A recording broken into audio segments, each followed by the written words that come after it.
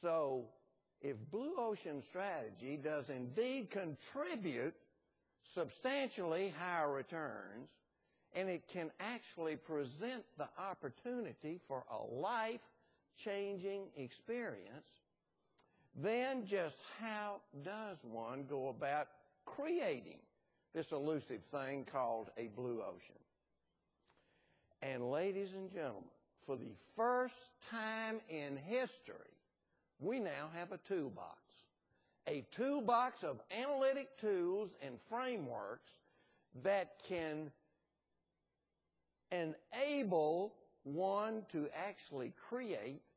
and test new uncontested market space a la blue oceans.